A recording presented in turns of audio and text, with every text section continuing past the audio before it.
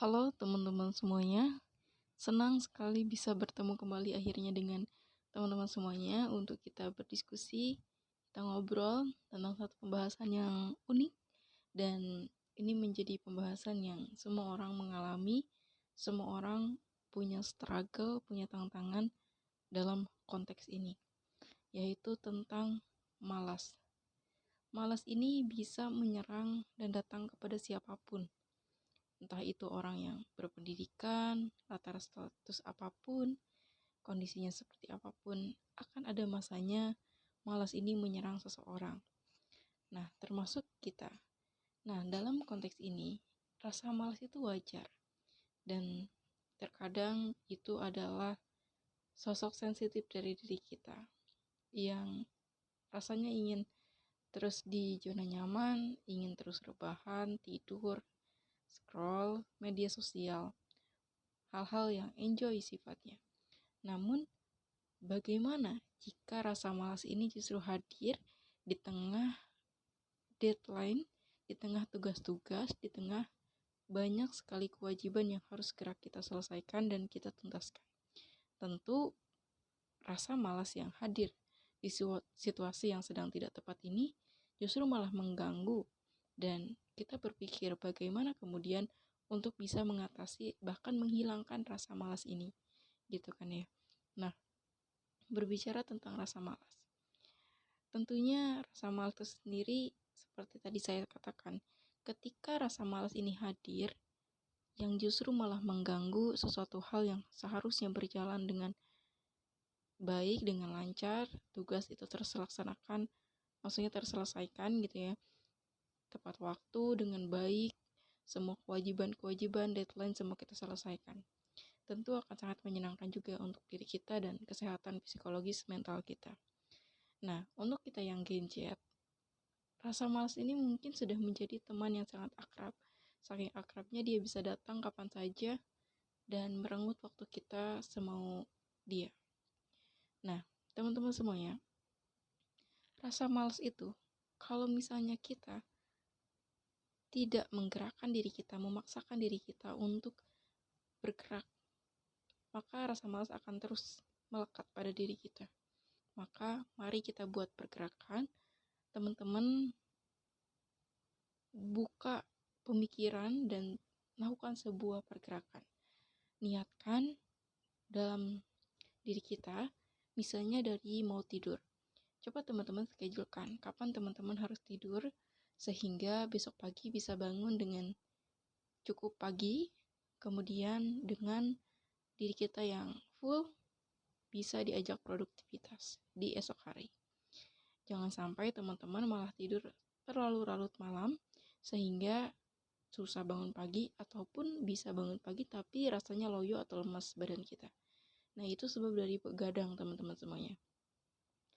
Coba teman-teman analisis dan kira-kira kalau misalnya saya begadang malam ini, kira-kira saya bisa bangun buat sholat subuh nggak misalnya? Atau nggak saya bisa bersemangat nggak, produktivitas nggak, punya fokus nggak besok pagi kalau misalnya belajarnya ditunda deh ke besok pagi. Misalnya malam kita begadang aja nih, gitu kan ya.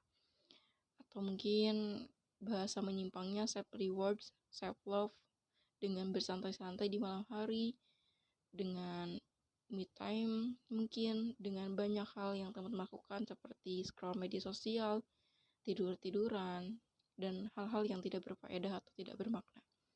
Nah, itu teman-teman harus pikirkan dan pertimbangkan. Kiranya teman-teman dengan malam ini begadang, tidur yang sangat larut, bahkan tidur bisa dibilang pagi hari karena sudah masuk ke jam 00.01 misalnya waktu WIB. Nah, itu hindari. Jadi, mari maksud saya tuh kita sama-sama untuk merubah pola berpikir yang keliru tadi. Karena kita ingin bergerak untuk menghilangkan rasa malas itu tadi. Kemudian, ketika teman-teman sudah schedulekan waktu tidur teman-teman kapan, teman-teman sudah perkirakan kiranya teman-teman bisa bangun pagi nih. Lalu kemudian teman-teman juga memperkirakan, oke, saya bisa nih untuk pagi bisa punya energi, punya power untuk bisa belajar produktif atau menyelesaikan tugas-tugas deadline tadi.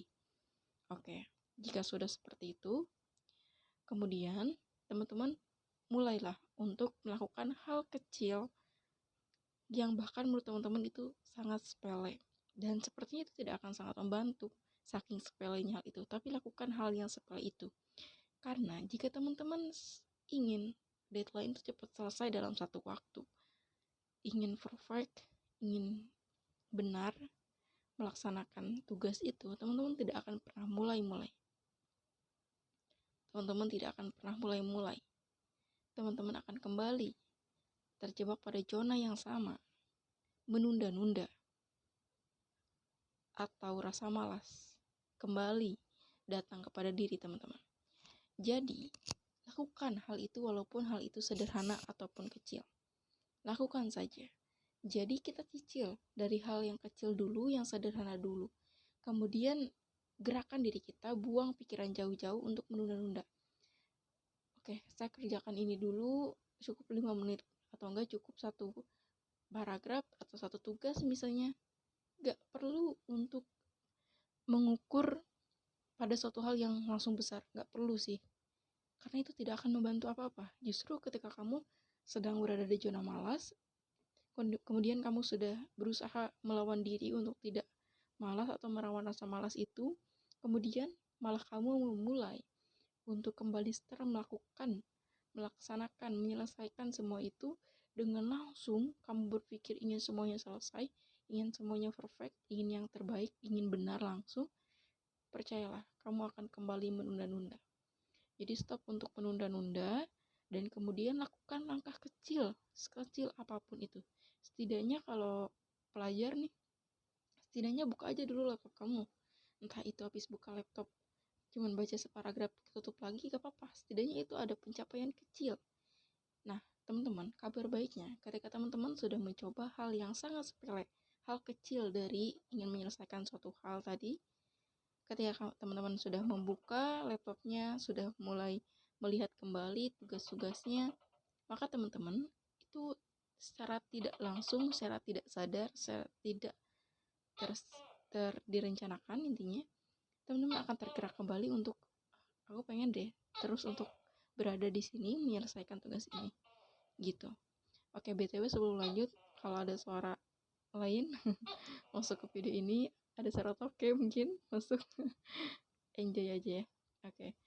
Nah, gitu teman-teman semuanya. Jadi untuk menghilangkan rasa malas ini, pertama kita harus buat dulu kemauan. Kita rencanakan dulu, saya nggak mau nih malas-malas kayak gini. Lakukan pada hal-hal yang bisa kamu kontrol, seperti dari mulai jadwal tidur, kemudian bangun lagi kamu jam berapa, dan hal apa yang akan kamu lakukan. Kemudian setelahnya, ketika kamu saat akan mulai kembali melakukan itu semuanya, jangan terburu-buru ingin selesai dalam jumlah, waktu, dan kesempurnaan. Tapi mulailah dengan waktu yang ada, dengan waktu saat ini dan kini kamu berada, saat ini kamu napas, kamu fokus aja di situ. Gak perlu mikir, nanti deh 15 menit lagi, gak perlu. Sekarang juga gitu. Kamu buka tugas kamu, mungkin buka laptop kamu, mulai lihat tugas kamu dan mulai kerjakan sedikit saja. Biasanya jika sudah terbiasa seperti itu, baru aja buka laptop, rencana cuma 5 menit, kelabasan jadi 15 menit. Saking enjoynya dan saking terbawa suasana. Seperti itu, emang teman-teman harus dipancing gitu untuk kita bisa mau mengerjakan tugas-tugas itu atau deadline itu. Itu teman-teman yang harus teman-teman lakukan. Gak perlu mengejar itu semuanya, oke? Gak perlu ngejar pengen cepet-cepet selesai hari itu juga. Gak perlu terlalu perfeksionis, gak perlu terlalu mengekang diri juga karena kamu males menghukum diri kamu untuk oke, sebagai gantinya aku belajar nih 2 jam langsung. Gak perlu. Karena itu hanya akan kamu terjerat kembali pada hal yang sama. Seperti itu. Dari beberapa buku yang saya baca tentang upaya untuk melawan rasa malas, pada intinya adalah kuncinya itu memulai aja dulu. Ya, memulai aja dulu.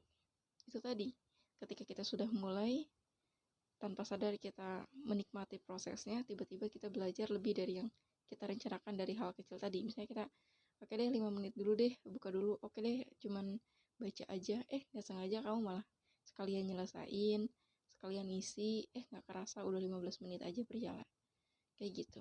Jadi stop overthinkingmu, jangan terlalu banyak berpikir kalau kiranya kamu sangat sedikit sekali action kamu, tindakan kamu gitu. Karena semakin kamu banyak berpikir, menurut saya semakin kamu banyak berpikir yang overthinking, berpikir yang tidak-tidak, tiba-tiba kepikiran persoalan B, C, D, padahal kamu hanya perlu menyelesaikan dulu tugas A, intinya kamu kurang sibuk, tidak terlalu sibuk. Dan selain itu juga memang diri kamu sedang berupaya untuk menghindari hal-hal yang menurut kamu itu sulit, yang menurut kamu itu bakal menuntut dan menekan diri kamu. Ya, kamu sedang berada di fase menghindari gitu. Dan ya, kamu rasakan sendiri, dengan kamu menghindari, tugas itu tidak akan pernah selesai karena gak pernah kamu mulai. Jadi kuncinya mulai aja dulu. Jadi kalau udah mulai, nanti juga akan berjalan seperti yang tadi saya sampaikan. Kemudian dari buku tentang melawan rasa malas yang saya baca di beberapa ya. Nah, pada intinya untuk selanjutnya itu adalah bagaimana kamu itu fokus aja dulu pada hal-hal yang mau kamu kerjakan. Jadi kalau kita terlalu fokus pada bagaimana gitu, sebenarnya kita akan makin bingung dan akan makin ambigu untuk melawan itu. Sekali lagi, rasa malas itu hanya pemenuhan pola pikir yang bertumpuk, yang tidak diperlukan, sehingga yang diperlukan itu hanya action saja, tindakan saja. Tugas itu, deadline itu semuanya hal yang nyata dan hanya bisa selesai jika kita kerjakan, kita lakukan sebuah tindakan. Itu teman-teman semuanya. Di beberapa hal yang memang belakangan ini saya juga sering terjebak dalam rasa malas, saya minimalisir itu semuanya. Yang saya alami itu dari mulai kemas kamar, tempat saya belajar, tempat saya menyelesaikan tugas dan deadline itu, saya bersihkan dan tata kamar seindah dan serapi mungkin yang saya bisa. Tempatkan beberapa tempat di tempatnya, sehingga ketika saya membutuhkan benda itu, saya terbiasa ngambil di tempat itu. Mungkin ini nggak langsung bersinggungan tentang melawan rasa malas, tapi dengan melihat kamar yang rapih, bersih, itu juga memberikan mood yang baik juga dan mendorong kita ketika ingin memulai tadi belajar atau mulai start kembali memulai menyelesaikan tugas-tugas dan deadline itu, saya ada mood, ada ketertarikan, ada dorongan dan ada kenyamanan gitu. Kemudian saya juga tipe orang yang sering begadang teman-teman, dan ketika saya berpikir dari beberapa jam waktu begadang yang saya ambil tersebut, memang betul selesai tugasnya, salah satu tugas selesai, tapi tugas itu terselesaikan dalam waktu beberapa menit aja. Jadi korelasi beberapa jam tadi yang saya gunakan untuk begadang sebenarnya tidak banyak membantu tentang produktivitas dari menyelesaikan tugas itu. Itu hanya peralihan saja. Mungkin saya bilang atau orang-orang biasa mengenal itu dengan adaptasi, pengenalan gitu ya. Jadi intinya tugas itu tuh selesai dalam waktu beberapa menit aja. Itu jadi buang-buang waktu saja intinya. Alih-alih untuk senang-senang dulu, cari mood dulu, itu semua bohong. Karena faktanya besok pagi juga aku kembali bersalah, kembali menyesal karena saya sudah begadang sehingga saya waktu untuk istirahat berkurang, sehingga besok pagi terenggut waktunya gitu. Untuk tidur kembali kan waktu malam diambil waktu tidurnya atau jatah tidurnya untuk begadang tadi. Intinya sangat pemborosan waktu sih kayak gitu. Jadi intinya selesaikan tugas kamu. Sebenarnya nih teman-teman semuanya, sebenarnya tugas itu hanya butuh waktu diselesaikan dengan waktu yang singkat sebenarnya. Kalau kita fokus, kalau kita serius.